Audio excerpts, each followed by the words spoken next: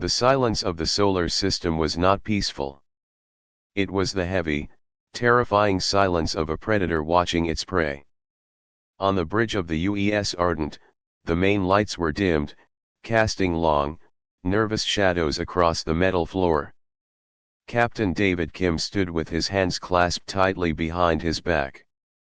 He stared straight ahead at the massive screen that filled the front wall. Outside the thick glass and the energy shields, the sky was no longer the familiar black dotted with stars. It was a wall of steel. 500 alien warships had arrived just an hour ago. They did not send a message. They did not ask for surrender. They simply parked their massive fleet between the Earth and the Sun.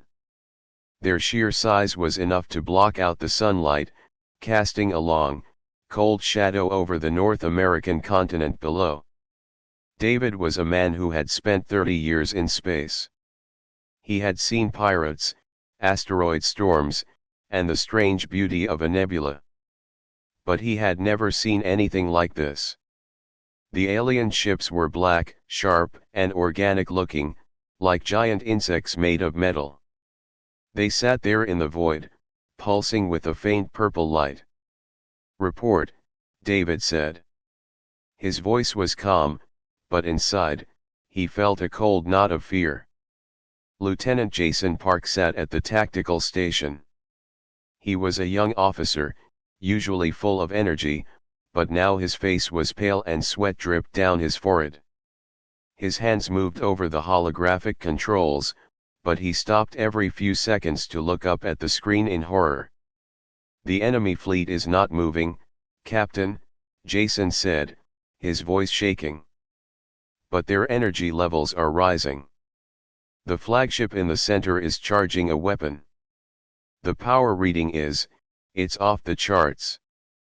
It's higher than everything our entire fleet produces combined." Ensign Lisa Choi sat at the communications station. She had her headphones on, desperately twisting dials. "Sir, I am trying to hail them. I am sending messages on every frequency we have. Standard, binary, even mathematical sequences. They are not answering. It is like we are not even here." David looked at the officers on the bridge. They were looking at him, waiting for an order. But he knew there were no orders left to give. The United Earth Defense Force had 12 ships near Earth, including the Ardent. Against 500 alien dreadnoughts, they were nothing but dust. Suddenly, the communication screen flickered. A voice came through the ship's speakers. It did not sound like a human voice. It sounded like two heavy stones grinding together, deep and full of hate. "Humans. You have spread across the stars like a disease. You are weak. You are chaotic. Your existence is an error. We are the Zalathian Coalition. We are here to correct the error." The bridge crew froze. Lisa took off her headphones and covered her mouth with her hand to stop a sob. Jason stopped typing completely. David took a slow breath. "This is Captain David Kim of the UES Ardent. Why are you doing this?" "We have not attacked you. Attack is a right of the strong," the alien voice boomed. "Mercy is a lie of the weak. We will erase your civilization from history. Your cities will burn. Your planets will break. Silence is the only future you deserve." The communication cut off. The voice was gone, replaced by the low hum of the ship's engines. "Sir!" Jason shouted, panic rising in his voice. "The flagship is firing." On the screen, a point of blinding white light appeared at the front of the central alien ship. It grew larger and brighter, tearing through the darkness of space. It was a beam of pure destruction, aimed directly at Earth. "Evasive maneuvers!" David yelled, though he knew it was useless. "Raise shields to maximum." The beam lanced out. It moved faster than the eye could follow. It missed the Earth by a few thousand miles, but the heat alone was enough to set the atmosphere on fire on the side of the planet facing the sun. Clouds evaporated instantly. Oceans boiled. On the bridge, the light was so bright that everyone had to cover their eyes. Even with the filters, the screen turned pure white. The ship shook violently. Damage report. David screamed as he grabbed the railing to stay upright. Hull damage on decks 4 through 7. Lisa yelled over the sound of groaning metal. Shields are down to 20%. The radiation is spiking. The beam stopped. The screen dimmed. When David looked out at the enemy fleet again, he saw the flagship charging up again. They were not done. They were going to fire until the Earth was nothing but ash. They are toying with us, David whispered. He felt a deep despair in his chest. He thought of his family back in San Francisco. He thought of the billions of people on the planet below who had no idea what was happening, or who were looking up at the sky in terror. We have to fight back. We cannot just sit here. Sir, our weapons won't penetrate their shields, Jason said, his voice full of hopelessness. We fired our main rail guns. The shells just bounced off. We are throwing rocks at a mountain. I don't care, David said, his jaw tightening. We are humans. We do not roll over and die. Target the flagship. Prepare all nuclear missiles. If we are going to die, we die fighting. The crew moved with frantic energy. They were scared, but they were trained. They knew there was no way out, but they had their orders. The Ardent turned its nose toward the massive black wall of the alien fleet. Other human ships in the distance were doing the same. It was a suicide charge. Missiles locked, Jason said. Firing in 3, 2, 1. Dozens of bright red trails shot out from the human ships. They were the best weapons humanity had, flying at incredible speeds toward the enemy.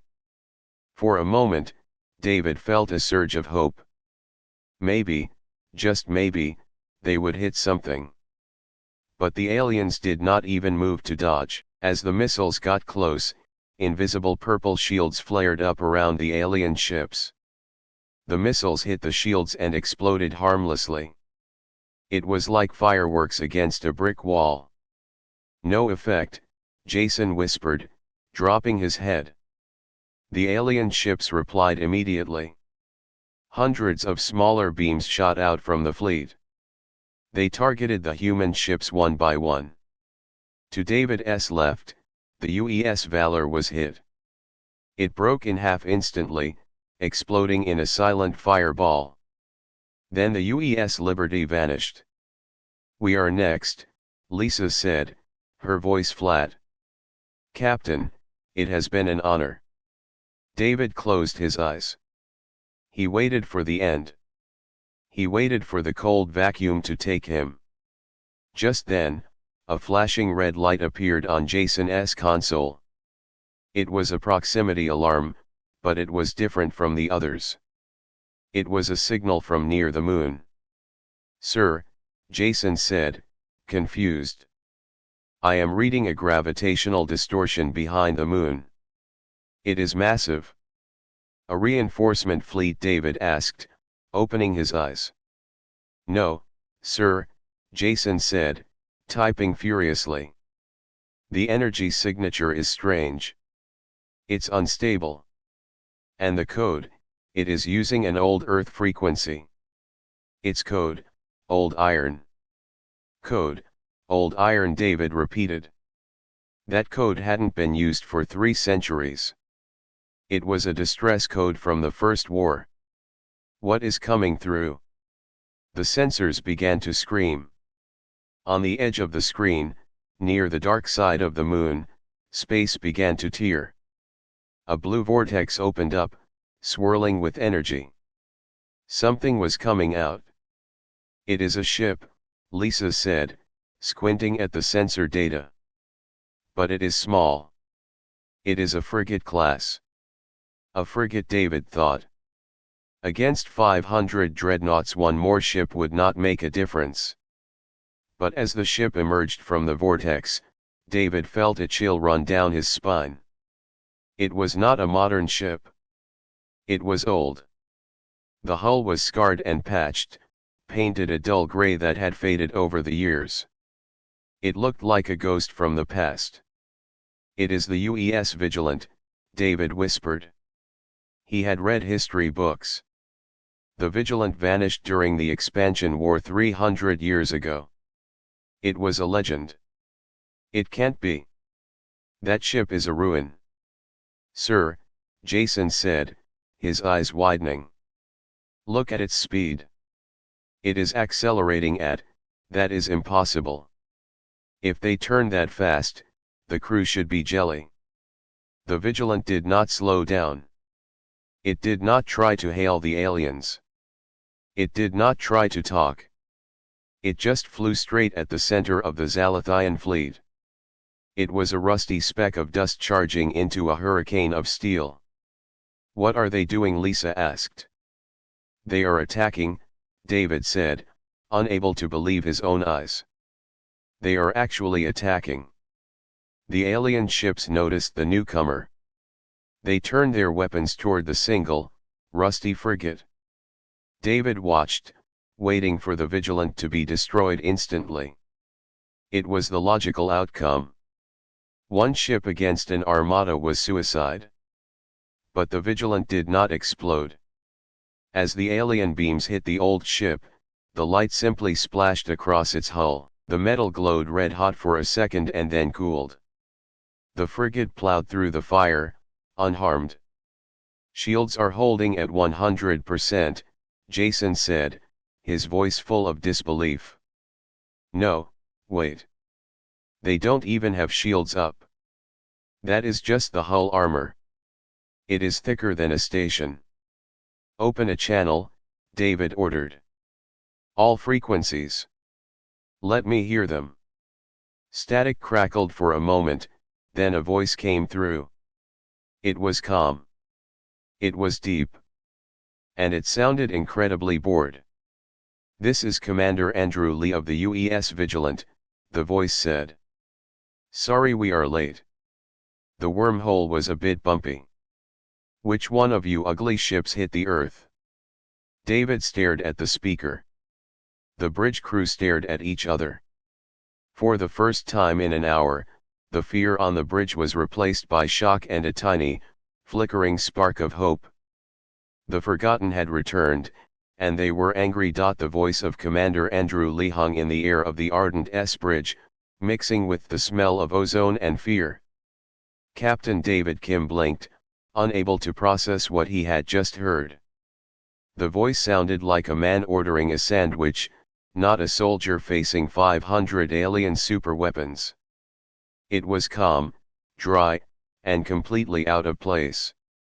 On the main screen, the UES Vigilant continued its course. The old frigate looked like a toy next to the massive Zalathian dreadnoughts. It was jagged, rusty, and small. Yet, it moved with terrifying speed. Did you hear that, Ensign? Lisa Choi asked, her hands hovering over her console. He said he was late. Lieutenant Jason Park was typing so fast his fingers were a blur on the keys. Captain, the Vigilant is not engaging with standard tactics. It has locked onto the lead destroyer of the enemy vanguard. It is going to ram it.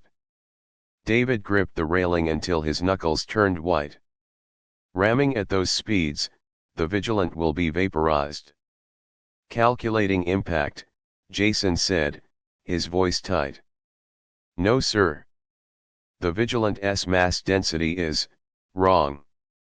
The computer is having trouble weighing it. It is much heavier than it looks.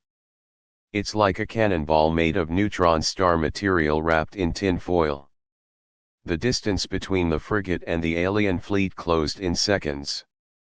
The Zalathian ships, confident in their victory, were slow to react. They were used to enemies running away, not charging straight down their throats. The alien destroyer, a ship the size of a city, tried to turn its port side to bring its guns to bear. It was too slow. The Vigilant hit the alien ship with the force of a meteor strike.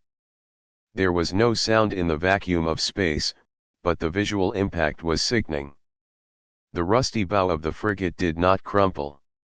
It sliced into the sleek black hull of the destroyer like a knife through butter. Sparks, fire, and debris exploded into the void. The alien ship groaned and buckled. Its internal structure failed instantly. The destroyer split in half, its two sections drifting apart as atmosphere vented from the wound. On the bridge of the Ardent, the crew watched in stunned silence. "My God," Lisa whispered. "It just cut it in half." David felt a shiver run down his spine. That was a dreadnought. It took the entire Earth fleet hours to scratch one. The Vigilant had destroyed it with one maneuver. "Sir, the Vigilant is pivoting," Jason shouted, sounding excited now. "It is spinning inside the debris field. It is bringing its broadside cannons to bear on the cruiser behind the destroyer." "Are those kinetic guns?" David asked, leaning closer to the screen. "Those are mass drivers. We stopped using those 200 years ago."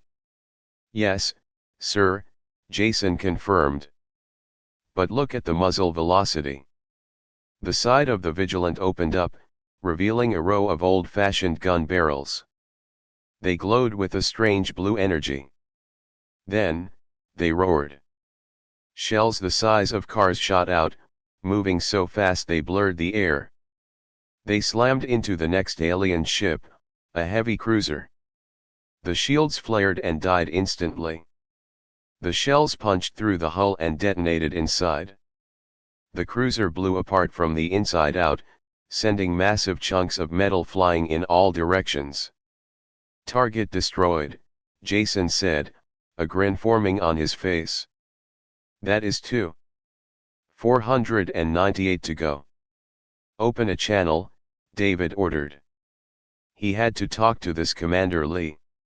He had to understand who they were fighting alongside. The channel opened with a burst of static. "Captain Kim," the voice came through.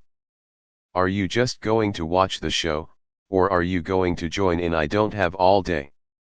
I have a date in 300 years, and I intend to make it." "Commander Lee," David said, finding his voice. "This is Captain Kim. How are you doing this? Your ship should be dust. Your technology is obsolete." Andrew Lee laughed. It was a warm, rough laugh. "Obsolete, son, everything you build today is made of plastic and promises. The Vigilant was built to last.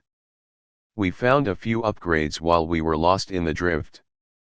Now, are you going to shoot, or do I have to do everything myself?"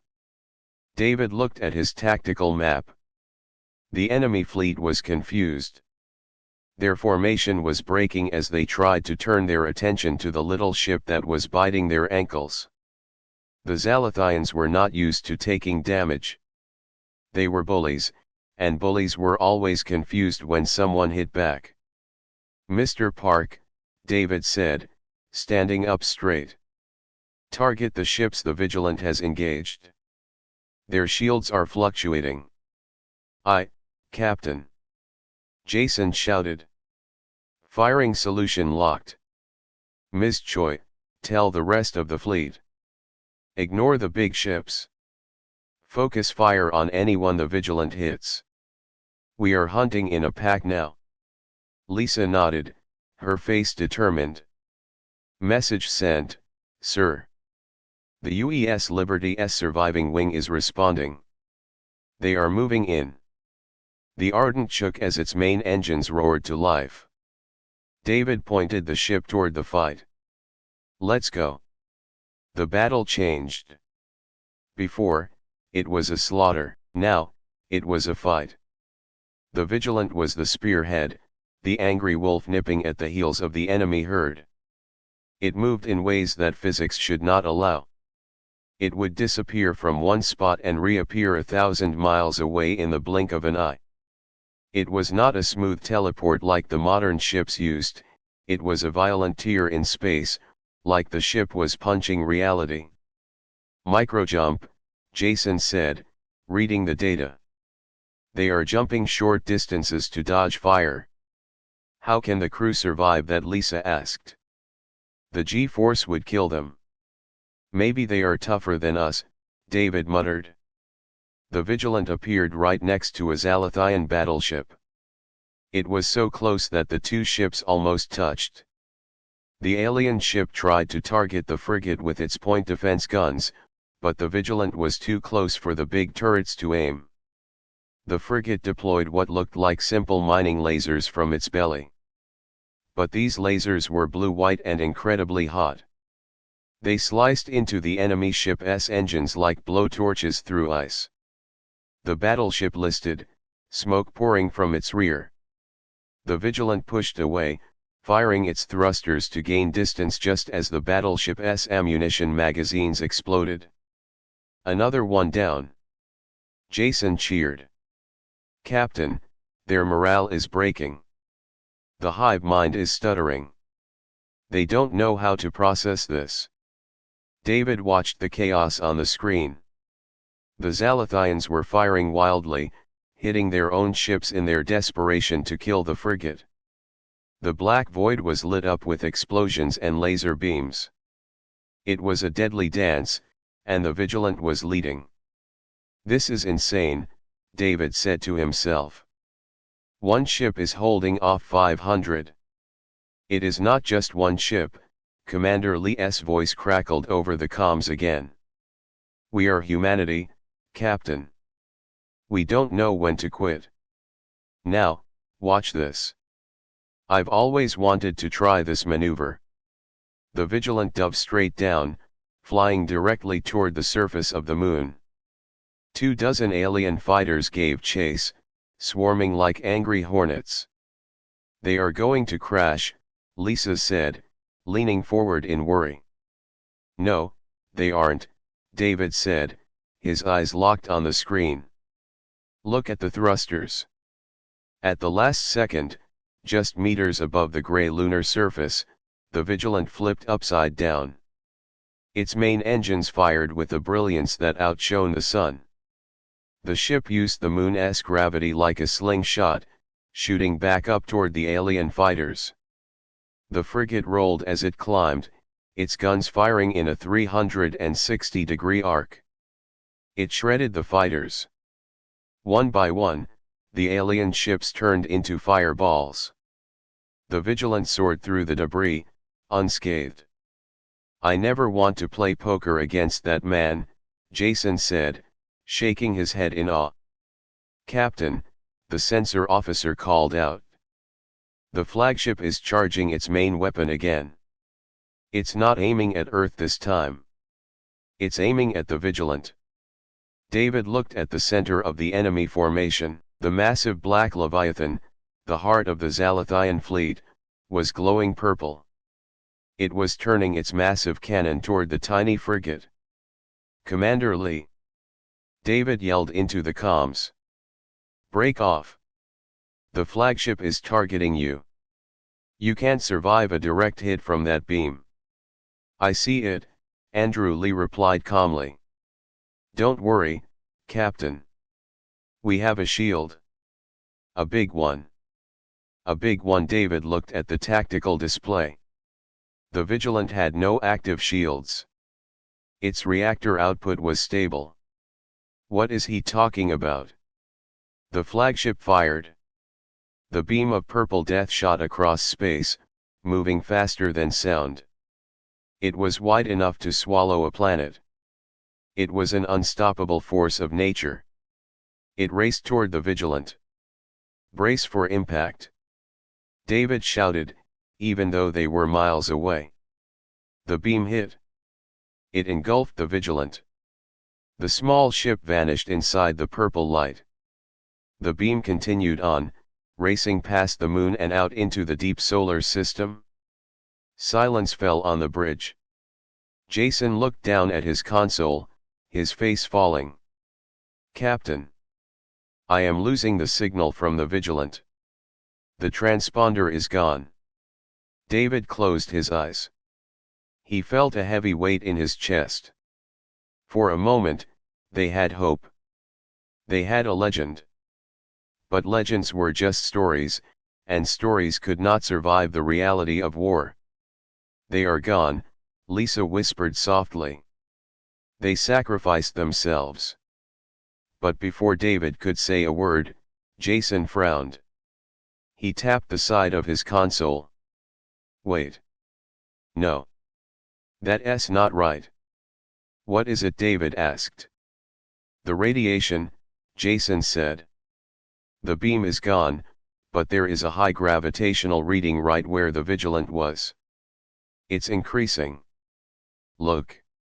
Lisa shouted, pointing at the screen. In the center of the fading purple beam, a single point of light remained. The purple energy swirled around it, unable to push through. The light grew brighter. It was gold. Slowly, majestically, the Vigilant emerged from the smoke. It was glowing red hot, but it was in one piece. The alien beam had not destroyed it. In fact, the ship seemed to be drinking the energy. "Did you see that?" Andrew Lee's voice came through the speakers, sounding amused. "My engineer says the core liked that snack. It is fully charged now." David stared at the screen, his mouth open. "What kind of ship are you?" "We are the Forgotten, Captain," Lee said. "And we are very, very angry. Get ready. We are ending this." The golden glow around the UES Vigilant began to fade, but the heat radiating from its hull was visible even from the bridge of the Ardent. The ship looked like a piece of iron pulled from a furnace, glowing a deep, angry red. Captain David Kim watched in stunned silence. The alien flagship had just fired a weapon capable of destroying a planet, and the old frigate had taken the hit head-on. It should have been vaporized. Instead, it floated there, intact. "Status report," David said, his voice rough. He needed to know if he was seeing a miracle or if his sensors were broken. Lieutenant Jason Park was frantically typing at his console, checking the data 3 times. "Captain, the Vigilant's hull temperature is critical, but the internal structure is holding. The energy from that beam, it didn't just wash over the shields. The ship absorbed it. Their reactor readings are climbing. They are at 150% capacity." Ensign Lisa Choi turned from her station, her eyes wide. "Captain, Commander Lee is hailing us. He is requesting a firing solution for the enemy flagship." David blinked. "He wants to attack the flagship now?" "Yes, sir," Jason said. "He says they are fully charged." "Whatever that means." The Zalathian fleet seemed to pause. The hundreds of black ships stopped firing for a moment. The silence of space returned, but it was a confused silence. The hive mind that controlled the aliens could not understand what had just happened. Their logic said a small ship should die. Their sensors said the small ship was still there. This error made them hesitate. "They are reloading," David said, watching the main enemy ship. "They don't know how to react to us anymore. This is our chance." "Sir, the Vigilant is broadcasting a tactical plan to the entire fleet," Lisa said. "It's a simple plan." "What is it?" Lisa looked at the screen, a small smile appearing on her face. "The plan is, hit them until they stop moving." David couldn't help but smile too. "Simple. I like simple. Mr. Park, coordinate with the rest of the Earth fleet." We are going to follow the Vigilant. Target the engines of the ships they engage. We are going to cripple this fleet. Aye, Captain. Jason shouted. The morale on the bridge shifted instantly. Before, they were waiting to die. Now, they were following a legend. They had a purpose. On the main screen, the Vigilant began to move again. It did not fly smoothly like the modern ships. It jerked and jumped, moving with sudden bursts of speed that looked almost violent. It flew directly toward the Zalathian flagship, the massive black fortress that hovered over Earth. The flagship tried to react. It launched hundreds of small fighter drones to swarm the frigate. The drones were like angry bees, firing green lasers. "Commander Lee, watch out for the swarm," David said over the open channel. "Relax, Captain," Andrew Lee's voice replied. He sounded like he was enjoying himself. "We have a surprise for them." The Vigilant stopped dead in space. For a second, it was a sitting duck. The drones closed in, ready to tear the ship apart. Suddenly, panels along the sides of the frigate slid open. Hundreds of small ports were revealed. "Are those missile launchers?" Jason asked. "They look like old mining launchers." Before anyone could answer, a storm of missiles poured out of the Vigilant. They were not high-tech guided missiles. They were crude, heavy rockets, but there were so many of them that they filled the space around the ship. The rockets did not fly straight, they spiraled and spun, creating a chaotic cloud of metal. The missiles slammed into the alien drones. It was not precise combat, it was a wall of explosions. Fire and debris filled the void. The alien drones were blown apart by the sheer volume of fire. "That is..." Jason struggled to find the word. "That is beautiful chaos." "Clear," Lee shouted. "Now, the main course." The Vigilant aimed its nose at the flagship. David could see a massive cannon barrel extending from the belly of the frigate. It looked like a railgun, but it was glowing with the same gold energy the ship had absorbed. "All ships, fire on the flagship," David ordered. "Give them everything you have."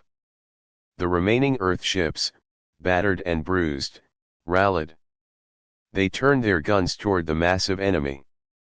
Red lasers and blue plasma beams joined the Vigilant's attack. The shields of the flagship flickered under the combined bombardment. The flagship was huge, a city of death in space. It returned fire, its massive turrets blasting away at the Earth fleet. 2 human cruisers were hit, their shields collapsing in seconds. But the Ardent held on, its guns firing rhythmically. "They are targeting the Vigilant," Lisa warned. "The flagship is focusing all power on them." "Steady," David whispered.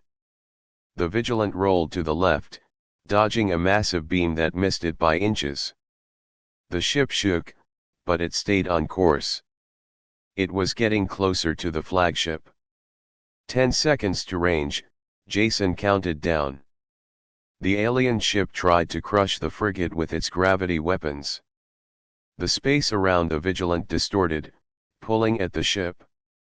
But the frigate's engines roared brighter, pushing against the crushing force. It was a test of strength. The old engine against the advanced alien gravity drive. 5 seconds, Jason said. "Let's see how tough you really are," Lee's voice came through the comms, tense and focused. The Vigilant fired. The gold beam shot out from the cannon. It was thicker than any weapon David had ever seen. It hit the flagship's shields. The purple shields flared up, trying to block the attack. The gold beam pushed harder, drilling into the energy shield. Sparks of light flew where the two energies met. "Shield strength is dropping," Jason yelled. The beam is cutting through. On the screen, the alien shields shattered like glass. The gold beam continued and slammed into the hull of the flagship. It did not explode, it melted. The alien metal turned to liquid and dripped away. The beam burned a hole deep into the heart of the enemy ship. Explosions ripped through the flagship. Windows blew out. Fires started internally. The massive ship groaned under its own weight. Direct hit. Lisa cheered. Their central reactor is destabilizing. But the Vigilant was not done. Commander Lee was not a man to leave a job half-finished. The frigate flew closer, entering the debris field around the dying flagship. It fired its smaller guns, targeting specific points on the enemy hull. It was surgical work. "Look at that precision," David said with admiration. "He is dismantling them piece by piece." The alien fleet was in total panic now. The death of their leader, or the central node of their hive mind, broke their discipline. Ships started to turn away. They stopped firing at Earth and tried to run. The tight formation that had blocked the sun was breaking apart. "They are running," Jason shouted. "The formation is collapsing." "Stay on them," David ordered. "Do not let them regroup. Push them out of the system." The Vigilant spun around and fired a volley of rockets at a cruiser that was trying to flee. The cruiser was hit in its engines and spun out of control, crashing into another alien ship. Both were destroyed in a brilliant flash of light. "Captain Kim," Andrew Lee's voice came over the comms. He sounded breathless. "The big one is going to blow. You might want to pull your ship back." David looked at the tactical map. The flagship's core was reaching critical mass. It was going to be a massive explosion. "All ships, reverse thrusters," David commanded. "Get us out of the blast radius. Maximum speed." The Ardent turned and fled, along with the rest of the human fleet. The Vigilant was the last to leave. It lingered near the dying giant, like a predator making sure its prey was truly dead. Just as the frigate jumped away, the flagship exploded. It was not a normal explosion. It was a blinding flash of purple light that turned night into day. The shock wave rippled through space, pushing against the Ardent's shields. The ship shook violently, throwing crew members to the floor. David held onto his chair, watching the screen. When the light faded, the flagship was gone. Only dust remained. The other enemy ships were scattering, jumping into warp speed to escape. They were leaving the solar system as fast as they could. The silence returned to the bridge. No one spoke. They just looked at the empty spot where the enemy fleet had been. The shadow over the Earth was gone. The sun began to shine on the planet again. "We won," Lisa whispered. She was crying. "We actually won." David took a deep breath. He looked at the sensor display, searching for one specific signal. "Mr. Park, locate the Vigilant." "Is Commander Lee still there?" Jason scanned the board. He frowned. "I am picking up a signal, sir. It's faint. They are drifting near the moon. Their engine output is 0. Life support is failing." "Set a course for them," David said immediately. "We are going to bring them home." As the Ardent moved toward the old frigate, David thought about the people on that ship. They had been lost for 300 years. They had fought a war that should have ended before their grandparents were born.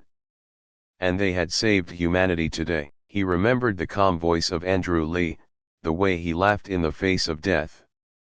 The galaxy was full of monsters, David realized. But humanity was not helpless. Humanity had forgotten heroes, sleeping in the dark, waiting for the moment they were needed again. "Prepare a shuttle," David said to Lisa. "I am going over there personally." "Sir, is that safe?" she asked. "Commander Lee just saved the Earth," David said, straightening his uniform. "I think it is safe to say we can trust him." "I need to shake his hand." The Ardent approached the drifting Vigilant. The old ship was dark now, its glow fading. It looked small and battered again, like a piece of junk floating in the ocean. But to David Kim, and to everyone on the bridge, it was the most beautiful thing they had ever seen. The Forgotten had returned, and they had not forgotten how to fight. The UES Ardent moved slowly through the debris field that used to be an enemy armada. Small pieces of metal and frozen gases floated past the bridge windows, catching the light of the distant sun. Captain David Kim stood in the shuttle bay, watching the engineers prepare a small transport ship. He had his dress uniform on. It felt tight and uncomfortable after hours of wearing a battle suit, but this was not a social visit. It was a pilgrimage. "Shuttle is ready, Captain," a young mechanic said, saluting. David nodded and climbed into the shuttle. Ensign Lisa Choi and Lieutenant Jason Park followed him. They did not want to stay behind. They needed to see the Vigilant with their own eyes. "Pilot, take us in," David ordered. The shuttle dropped out of the bay and flew toward the moon. There, floating in the silence, was the UES Vigilant. Up close, the ship looked even worse than it had on the main screen. The hull was scorched black. Great gashes ran along the sides where alien weapons had cut deep into the metal. The sensors showed no energy readings. The ship was dead in the water. "She looks like a ghost," Lisa said softly, looking out the window. "She is a survivor," David corrected her. The shuttle approached the airlock of the frigate. It took a few minutes to align and lock onto the old ship. The magnetic clamps engaged with a heavy thud that vibrated through the floor. "Airlock pressurized," Jason said, checking his scanner. "Atmosphere inside is thin. It is mostly nitrogen and recycled carbon. Oxygen levels are low. Breathable, but it will taste stale." "Put on your masks," David commanded. "Let us go." They cycled the airlock and stepped into the Vigilant. The corridors were dark. The only light came from the flashlights mounted on their suits. The air was cold, freezing cold. Their breath formed mist in the beams of their lights. The ship was ancient. The walls were made of thick steel plates, riveted together like the ships of the old oceans on Earth. There were no smooth holographic interfaces or sleek touch screens. The controls were physical buttons, switches, and heavy levers. "It is so quiet," Lisa whispered. Her voice echoed in the metal hallway. David led the way. "Follow the main central corridor. It should lead to the bridge." As they walked, they passed through parts of the ship that had suffered heavy damage. In some areas, the outer bulkheads had been blown away, revealing the stars above. But the inner compartments held. The architecture was brutal and thick, designed to take a beating and keep going. They saw signs of battle. Scorch marks covered the floors. Empty casings from the kinetic guns littered the ground like brass leaves. It looked like the crew had fought a desperate fight inside their own ship to keep the systems running. They didn't have automated repair drones, Jason noticed, shining his light on a patched-up pipe. "See those welds? They are manual. Someone welded this by hand while the ship was under fire." Finally, they reached the bridge. The heavy blast door was open. David stepped inside and stopped. He lowered his weapon and just looked. The bridge of the Vigilant was small and cramped. It was a circle of tactical stations, all manned by corpses. The crew sat in their seats, strapped in by heavy leather harnesses. They were not skeletons, but their bodies were preserved by the cold and the strange atmosphere. They wore uniforms that David had only seen in museums. Dark blue jackets with high collars. Their hair was cut short, military style. David walked to the captain's chair in the center. Sitting there was Commander Andrew Lee. He looked older than his picture in the history books. His face was wrinkled, and his skin was pale. But his eyes were closed, and his hands rested calmly on the armrests. In his lap, there was a small, leather-bound book. "He looks peaceful," Lisa said, stepping up beside David. She reached out and gently touched the shoulder of a navigator sitting nearby. "They all look like they just fell asleep." "The gravity dampeners must have failed during the final maneuver," Jason said, looking at a monitor on the wall. "The G-forces stopped their hearts instantly. They didn't feel any pain." David opened the book in Commander Lee's lap. It was a log book. The last entry was written in neat, steady handwriting. Day 109,845. "We have detected a distress signal from Earth. The Zalathians are here. The crew voted unanimously to return. We know the warp drive will not survive the jump. We know the ship will likely break apart. But we are human. We do not leave our brothers and sisters behind. If this is our end, let it be a war cry." David closed the book. He felt a lump in his throat. These people had been lost in space for 300 years. They could have found a new planet. They could have lived out their lives in peace. But when they heard Earth was in danger, they came back. They came back to die for a future they would never see. "Captain," Jason's voice broke the silence, "you need to look at this." David walked over to the engineering station. Jason was pointing at a small, glowing screen. "The reactor is dead," Jason said. "But look at the backup systems. The life support and the data cores are running on batteries. They drain their weapons reserves to power the life support just to keep the ship habitable for as long as possible. They died protecting the ship," David said. "No," Jason shook his head. "Look at the timer. It's set to transmit a message in 1 hour. It's a black box recording. The ship is programmed to send their story to Earth automatically.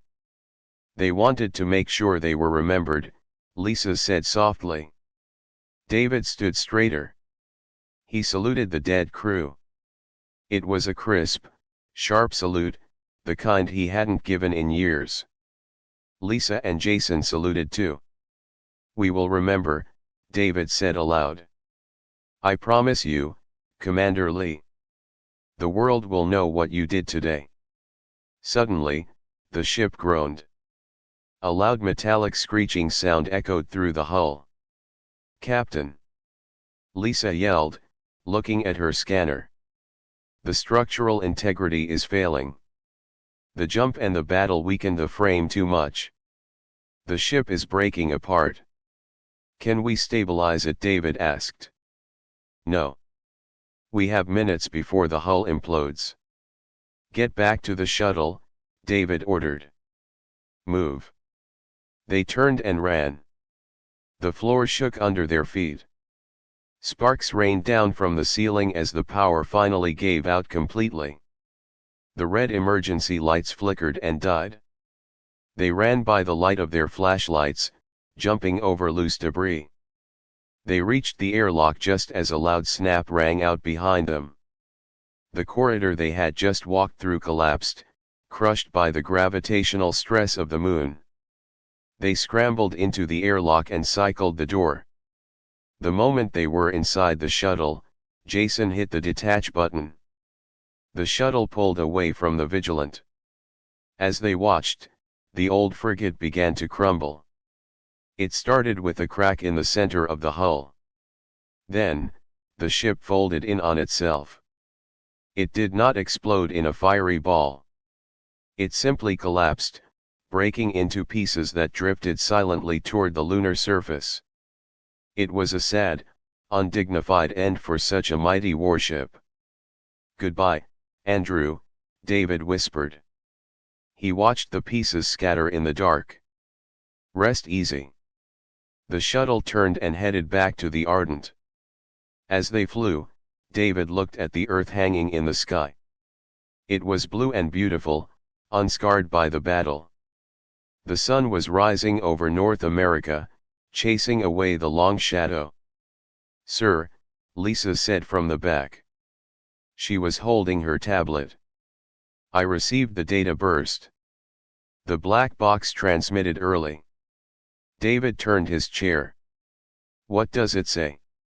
"It is not just a log," Lisa said, her eyes wide. "It is the ship's schematics. And the weapon designs. They sent us everything.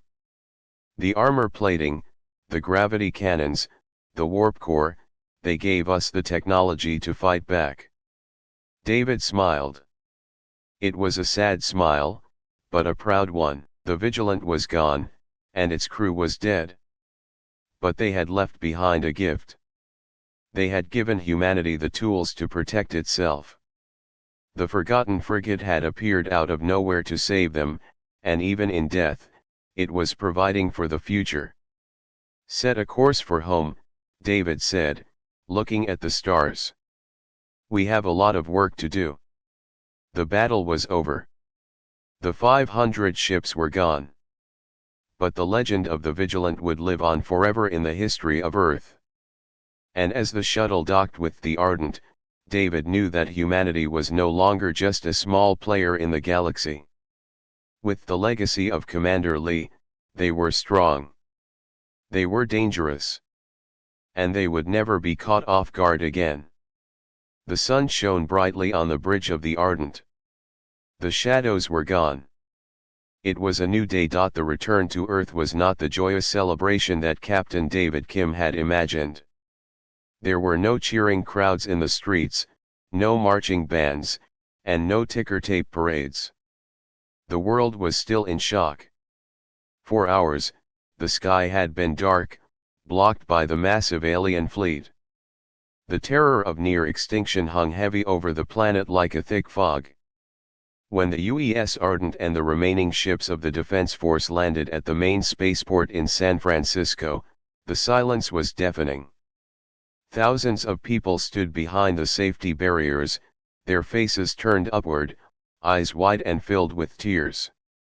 They were not cheering, they were staring at the battered ships as if they were looking at ghosts. David walked down the ramp of his ship. His legs felt weak. He had been awake for 30 hours. His uniform was stained with grease and sweat. But he stood tall. He carried the small leather-bound logbook of Commander Andrew Lee in his hand. It felt heavy, like a brick made of history.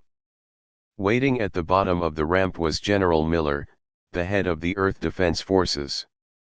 The old man looked like he had aged 10 years in a single day.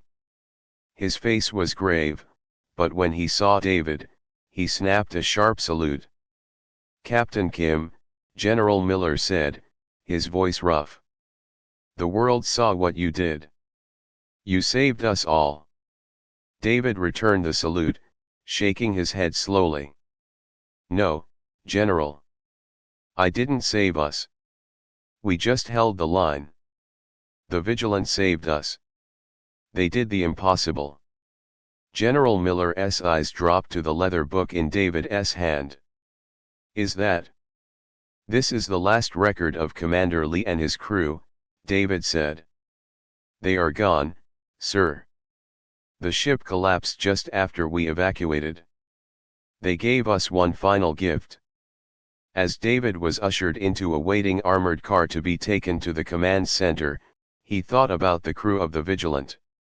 He thought about Ensign Miller, the young engineer they had heard on the radio, and about the frozen bodies sitting calmly on the bridge.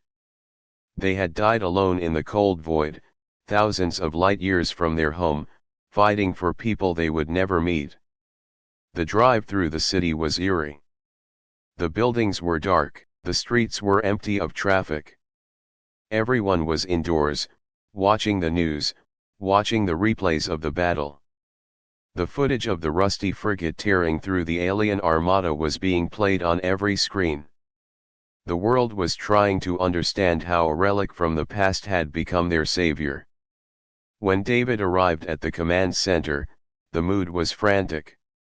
Scientists and analysts were running around, shouting orders and poring over data. In the center of the room, a large holographic display was spinning. It showed the blueprints of a starship. David walked up to it. His eyes widened. "Is this the Vigilant?" "Yes, Captain," said Dr. Eris, the chief scientist. She looked exhausted, but her eyes were bright with excitement. The data burst they sent before they died contained everything. The schematics for their hull, their engine designs, and most importantly, their weapon systems. David stared at the rotating image. He saw the thick armor plating, the massive gravity cannons, and the strange core that powered the ship. This technology is centuries ahead of what we have now. Where did they get it? We don't know yet, Dr. Eris admitted. But if we can reverse engineer this, Earth will never be vulnerable again. We can build a new fleet. Not just to defend, but to explore. To find other colonies like the Vigilant. David felt a surge of hope. The Zalathians had retreated, but they would surely return one day. The universe was a dangerous place. But now, humanity had the tools to survive. 2 days later, a memorial service was held. It was broadcast live to every corner of the globe. The President of Earth spoke, her voice strong and clear. She did not speak of fear. She spoke of courage. She spoke of the 12 crews from the modern fleet who had died, and she spoke of the forgotten souls of the UES Vigilant. David stood on a stage in the center of the plaza. He was dressed in his full dress uniform, medals shining on his chest. Behind him, a giant statue was being unveiled. It was not a statue of a person. It was a statue of a ship. It was the Vigilant, carved from black granite, looking jagged and fierce.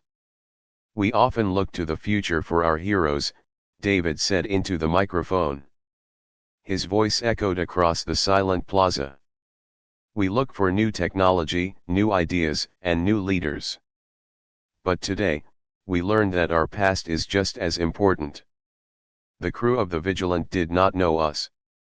They only knew that we were human. And in their eyes, that was enough reason to fight."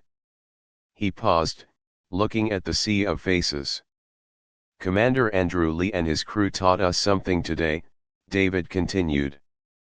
"They taught us that humanity is not defined by our ships or our weapons. We are defined by our spirit.